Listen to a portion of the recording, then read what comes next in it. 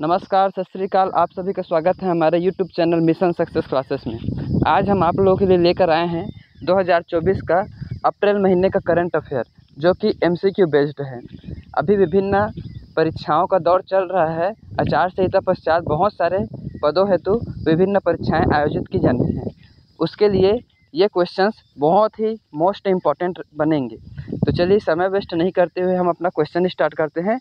अंत तक questions video जरूर देखिएगा। पहला क्वेश्चन है हमारा, भारतीय रिजर्व बैंक की 90वीं वर्षगांठ में PM मोदी ने कितने रुपए का सिक्का जारी किया? ऑप्शन है 200 रुपये, 50 रुपये, 90 रुपये या 75 रुपये। तो यहाँ पास में आपको देखना है कि जो भारतीय रिजर्व बैंक है उसका हाल ही में वर्षगांठ आयोजित किया गया था। कहाँ आयोजित किया गया था क्वेश्चन पूछेगा तो वो है मुंबई में आयोजित किया गया था। कितने नंबर का आयोजित किया गया था वर्षगांठ? वो था 90वां क्रम का आयोजित किया गया था। मुख्य अतिथि के रूप में किसे बुलाया गया था? तो हमारे देश के जो PM सर हैं मोदी जी, उनको बुलाया गया था। और इसमें क्वेश्चन बनता है कि कितने रुपए का सिक्का जारी किया? तो PM मोदी द्वारा भारतीय रिजर्व बैंक के वर्षगांठ पर आधारित, चूँकि यह वर्षगांठ 90वां क्रम का था तो वर्षगांठ पर आधारित सिक्का जारी किया गया। इसीलिए 90वां क्रम का वर्षगांठ होने के कारण जो सिक्का जारी किया गया वो भी 90 रुपये का था। तो हमारा तीसरा ऑप्शन हो जाएगा सही, 90 रुपये। ठीक है, देखिए एक क्वेश्चन के साथ में कई सारे क्वेश्चन यहाँ पास मैं क्लियर कर रहा हूँ, तो सबको ध्यान देते चलना है। ठीक है, नेक्स्ट क्वेश्चन है हमारा, विश्व की पहली AI सॉफ्टवेयर महिला इंजीनियर जिसे हाल ही में भारत ने निर्माण किया, उसका नाम क्या है? विश्व की पहली AI सॉफ्टवेयर महिला इंजीनियर जिसे किसने निर्माण किया? भारत देश ने निर्माण किया। उसका नाम क्या है, ये पूछा गया है। पहले मैं आपको बता दूं कि इसे किसने निर्माण किया है। केरल के रहने वाले 21 वर्षीय मुफीद ने इस AI महिला सॉफ्टवेयर इंजीनियर का निर्माण किया है और इसका नाम उसने रखा है देविका। तो इस प्रकार से हमारा आंसर हो जाएगा दूसरा, देविका। ठीक है, और यह भी मैं बता दूं कि यह अमेरिका का जो AI सॉफ्टवेयर है डेविन, उसको भी यह टक्कर देगा। इस प्रकार से इसका निर्माण किया गया है। चलिए नेक्स्ट क्वेश्चन की तरफ बढ़ते हैं। नेक्स्ट क्वेश्चन है हमारा, देश का सबसे लंबा सोलर क्रूज कहाँ स्थापित किया गया? क्वेश्चन क्या है, देश का सबसे लंबा सोलर क्रूज कहाँ स्थापित किया गया? ठीक है, ऑप्शन है हमारा तिरुवनंतपुरम, ऑप्शन दूसरा है कोच्चि, ऑप्शन तीसरा है मद्रास, ऑप्शन चौथा है वायनाड। तो देश का जो सबसे लंबा सोलर क्रूज है उसका निर्माण किया गया है केरल के कोच्चि में। तो हमारा सेकंड ऑप्शन सही होगा, कोच्चि। ठीक है, केरल राज्य के कोच्चि में निर्माण किया गया है देश का सबसे लंबा सोलर क्रूज। और इसमें एक साथ 100 यात्री शामिल हो सकते हैं। इसमें एक साथ 100 लोग बैठ सकते हैं। इस प्रकार से इसका निर्माण किया गया है। ठीक है, उसको भी ध्यान रखिएगा कि 100 लोग एक साथ इस लंबे सोलर क्रूज में बैठ सकते हैं। और ये जो सोलर क्रूज है वो सोलर पैनल पर आधारित है। इसको भी ध्यान रखिएगा, पूछ सकते हैं पेपर में कि जो सोलर क्रूज है वो किस पर आधारित है। तो जो सोलर क्रूज है वो सोलर पैनल पर आधारित है। ठीक है, चलिए नेक्स्ट क्वेश्चन की तरफ बढ़ते हैं। हाल ही में हुए उत्खनन में प्राप्त नया हड़प्पा स्थल पड़ता बेट कहाँ स्थित है? ठीक है, जैसा कि आप सभी को पता है कि पुरातत्व विभाग द्वारा आए दिन विभिन्न प्राचीन तत्वों की, प्राचीन साक्ष्यों की खुदाई की जा रही है प्राचीन समय से ही। तो हाल ही में उन्होंने नया हड़प्पा स्थल का खोज किया है जिसका नाम क्या है? पड़ता बेट। तो यह पड़ता बेट कहाँ प्राप्त हुआ है, इसको पूछा गया है। ऑप्शन है राजस्थान, ऑप्शन दूसरा है महाराष्ट्र, ऑप्शन तीसरा है बलूचिस्तान, ऑप्शन चौथा है गुजरात। तो यहाँ ध्यान रखेंगे कि ये जो पड़ता बेट है यह करीबन 5200 साल पुरानी सभ्यता है, एक प्राचीन बस्ती है। जब इसकी खोज की गई तब यह पता लगा कि यह करीबन 5200 साल एक पुरानी बस्ती है हड़प्पा काल की। और यह भी पता लगा कि जो पड़ता बेट है एक कब्रिस्तान के रूप में प्राप्त हुआ है। किसके रूप में प्राप्त हुआ है? कब्रिस्तान के रूप में प्राप्त हुआ है। और ये जो पड़ता बेट प्राप्त हुआ है वो कहाँ प्राप्त हुआ है? हमारा कच्छ में। तो इस प्रकार से कच्छ कहाँ स्थित है? गुजरात में। तो हमारा आंसर कौन सा हो जाएगा? चौथा। ठीक है, आंसर कौन सा होगा? चौथा, गुजरात। ठीक है, याद रखिएगा यह नवीन स्थल है। नवीन स्थलों को ज़्यादा पूछता है पेपर में, जो नवीन प्राप्त स्थल होते हैं उनको ज़्यादा पूछा जाता है। तो याद रखेंगे कि जो पड़ता बेट है वो गुजरात में है। या ऐसा भी पूछ सकता है कि गुजरात में हाल ही में नया हड़प्पा स्थल प्राप्त हुआ है वह कौन सा है? तो दूसरा जब घुमाकर पूछेगा तो भी आंसर हम क्या लेंगे? पड़ता बेट लेंगे। ठीक है, चलिए नेक्स्ट क्वेश्चन की तरफ आगे बढ़ते हैं। हमारा नेक्स्ट क्वेश्चन है, वैश्विक क्यूएस विश्वविद्यालय ने हाल ही में व्यवसाय एवं प्रबंधन श्रेणी में जेएनयू को कौन सा स्थान मिला है? वैश्विक क्यूएस विश्वविद्यालय द्वारा हाल ही में विश्वविद्यालयों का जो है एक श्रेणी तैयार किया जाता है, तो व्यवसाय एवं प्रबंधन श्रेणी में जेएनयू को कौन से स्थान प्राप्त हुआ है उसको पूछा गया है। तो जेएनयू को इसमें मिला है प्रथम स्थान, याद रखेंगे। ठीक है, जवाहर नेहरू विश्वविद्यालय, तो जवाहर नेहरू जो विश्वविद्यालय है उसको यहाँ प्रथम स्थान प्राप्त हुआ है। ठीक है, अब चलिए इसी में हम आपको बता दें कि अगर पूरे हम वैश्विक स्तरीय या विश्व स्तरीय विश्वविद्यालयों की बात करें तो उसमें जो हमारा IIM अहमदाबाद है उसको पूरे विश्व में 25वां स्थान प्राप्त हुआ है। पूरे विश्व में, हम भारत देश की बात नहीं कर रहे हैं, अगर पूरे विश्व की बात करें तो विश्वविद्यालय स्तर में IIM अहमदाबाद को पूरे विश्व में 25वां स्थान प्राप्त हुआ है। इसको भी याद रखिएगा, बहुत काम आएगा, बहुत इम्पोर्टेंट है। ठीक है, चलिए नेक्स्ट क्वेश्चन की तरफ बढ़ते हैं। इसरो ने कब तक मलबा रहित बनाने की घोषणा की है?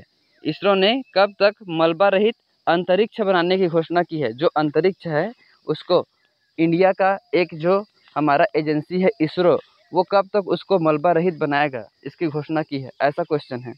तो इसमें ऑप्शन है 2026, ऑप्शन दूसरा है 2030, ऑप्शन तीसरा है 2050 और ऑप्शन चौथा है 2040। तो इसका आंसर है 2030 तक।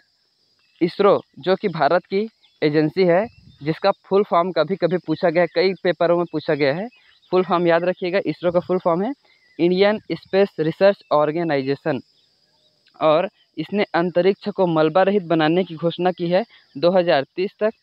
ठीक है, और इसकी घोषणा इसरो के किसने की है? तो इसरो के जो प्रमुख हेड हैं एस सोमनाथ, उन्होंने इसकी घोषणा की है। ठीक है, चलिए नेक्स्ट क्वेश्चन की तरफ बढ़ते हैं। नेक्स्ट क्वेश्चन है हमारा, स्वच्छ ऊर्जा अपनाने हेतु कौन से राज्य अग्रणी हैं? हाल ही में एक सर्वे हुआ जिसमें बताया गया कि ऐसे 2 राज्य हैं जो स्वच्छ ऊर्जा अपनाने हेतु अग्रणी राज्य हैं। तो यहाँ ऑप्शन पूछा गया है, ऑप्शन है बिहार, पश्चिम बंगाल, ओडिशा या कर्नाटक। तो इस ऑप्शन अनुसार इसके आंसर हो जाएंगे कर्नाटक। लेकिन मैं बता दूं कि केवल कर्नाटक ही प्रथम श्रेणी प्राप्त नहीं है स्वच्छ ऊर्जा अपनाने हेतु, बल्कि स्वच्छ ऊर्जा अपनाने हेतु जो राज्य हैं जो अग्रणी स्थान पर हैं वे कर्नाटक हैं, और कर्नाटक के साथ साथ गुजरात भी हैं। तो वहाँ पेपर में ऑप्शन देखिएगा, अगर कर्नाटक रहता है तो कर्नाटक को लीजिए, गुजरात रहता है तो गुजरात को लीजिए। अगर दोनों रहते हैं तो ऑप्शन इस प्रकार से देगा कि कर्नाटक एवं गुजरात, यानी कि आंसर ए और ए एंड बी इस प्रकार से। ठीक है, तो याद रखेंगे कि स्वच्छ ऊर्जा अपनाने हेतु 2 अग्रणी राज्य कौन कौन से हैं? एक तो कर्नाटक है और दूसरा गुजरात है। ठीक है, चलिए नेक्स्ट क्वेश्चन की तरफ बढ़ते हैं। नेक्स्ट है हमारा, मुसलमानों को ओबीसी का दर्जा देने वाला राज्य कौन सा बन गया है? किनको बोल रहे हैं? मुस्लिम समुदाय को। मुस्लिम समुदाय देखिए एक अलग ही समुदाय है।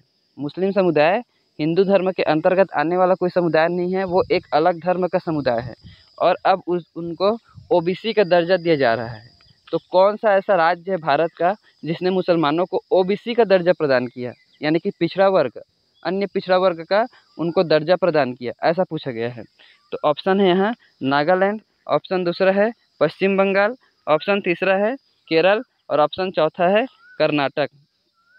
तो यहाँ पास में हम देखेंगे कि इसमें जो कर्नाटक राज्य है उस कर्नाटक राज्य ने मुसलमानों को ओबीसी का दर्जा प्रदान करने की घोषणा की है, और इस प्रकार से मुस्लिम समुदाय को ओबीसी में जोड़ने वाला यह देश का पहला राज्य बन गया है।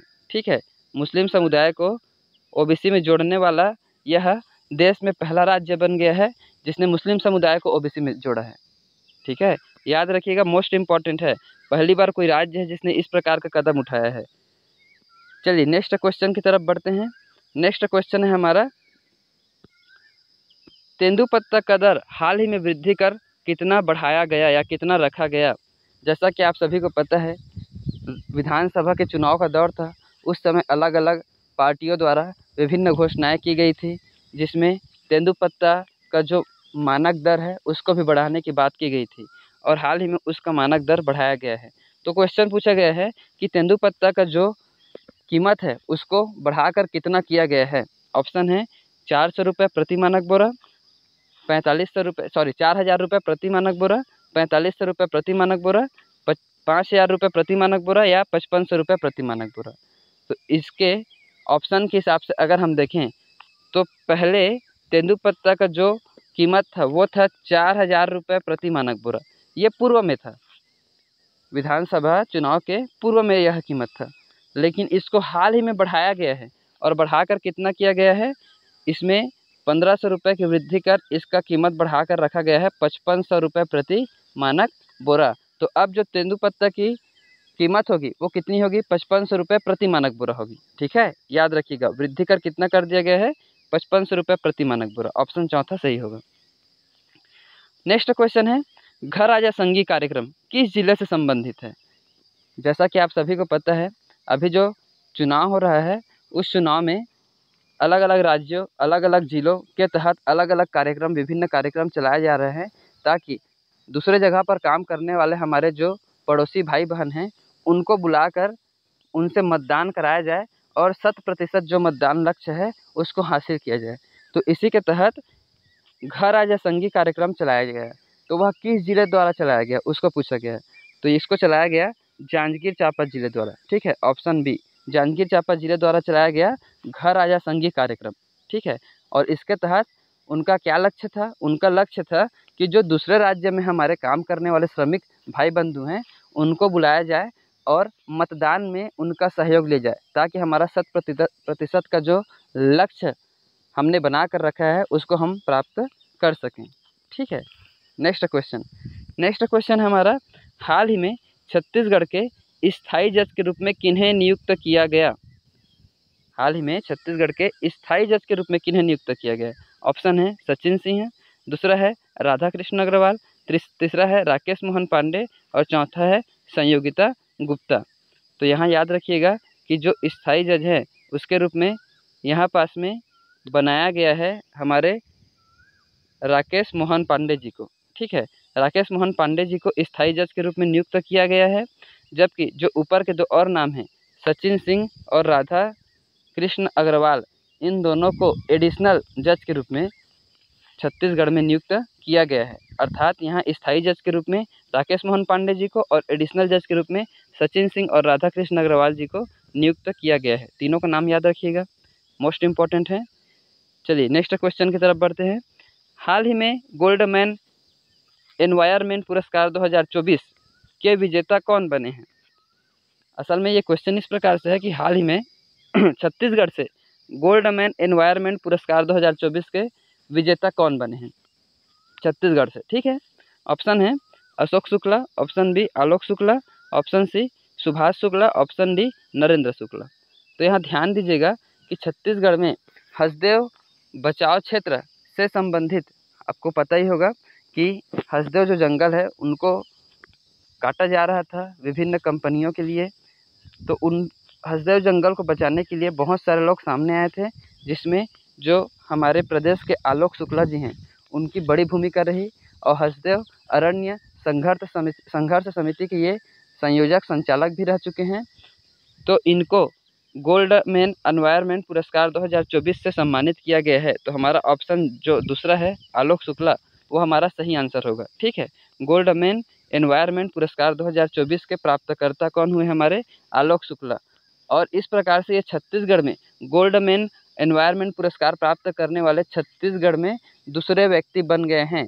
इनसे पहले भी एक बार गोल्डमैन एनवायरनमेंट पुरस्कार प्राप्त छत्तीसगढ़ को हुआ है। अब ये दूसरे नंबर के व्यक्ति हैं जिनको यह पुरस्कार प्राप्त हुआ है। ठीक है, तो छत्तीसगढ़ के क्रम में पूछें तो दूसरे हैं, लेकिन 2024 में पूछें तो ये पहले व्यक्ति है छत्तीसगढ़ में। ठीक है, नेक्स्ट क्वेश्चन की तरफ बढ़ते हैं।